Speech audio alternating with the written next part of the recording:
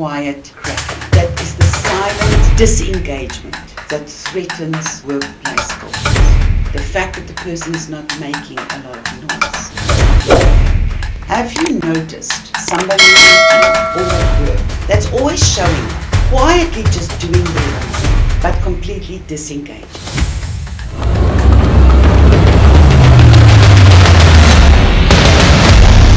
Hi, Christa here, and you and I have an appointment.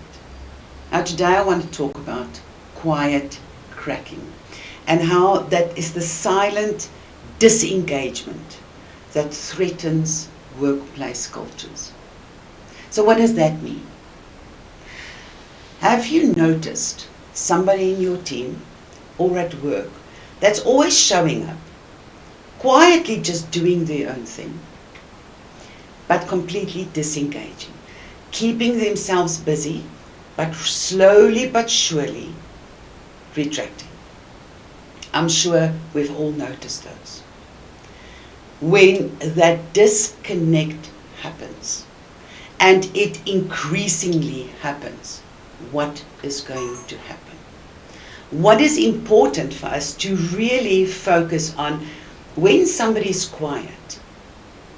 Are they productive or are they hiding? Are they disconnecting?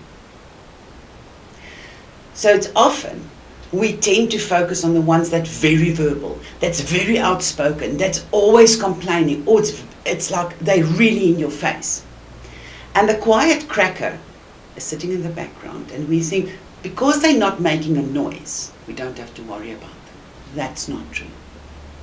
We need to make sure that each individual is being seen and validated. When the person is starting to slowly retract and becoming quiet, really have enough check-in times with each of the employees to make sure where they are at. The fact that the person is not making a lot of noise does not mean that they're okay. So as leaders, we need to create a culture of psychological safety where people can verbalize, can voice their fears and their frustrations, can voice when they feel overwhelmed and when their workload is too much, so that we can find a way to not fix them, but to find a way to reconnect.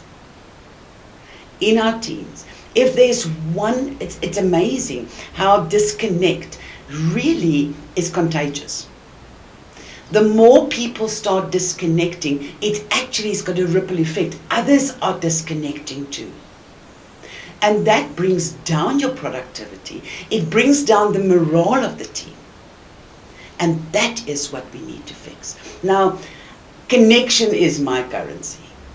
And connection should be all our currencies, because the quality of our connections determine the quality of our lives. The quality of the connections in our company determines the quality of the business and everybody else that's building it. Team building. We need to make sure that there's enough time that the quiet cracker and the one that's loud can connect with one another too.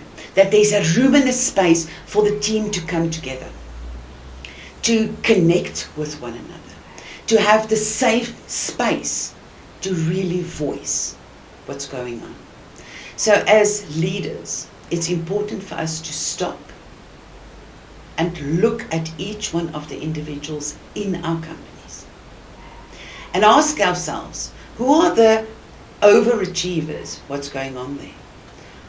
And who are the quiet ones that just gets on with it, never asks for help, never ever reach out, is not always willing to collaborate?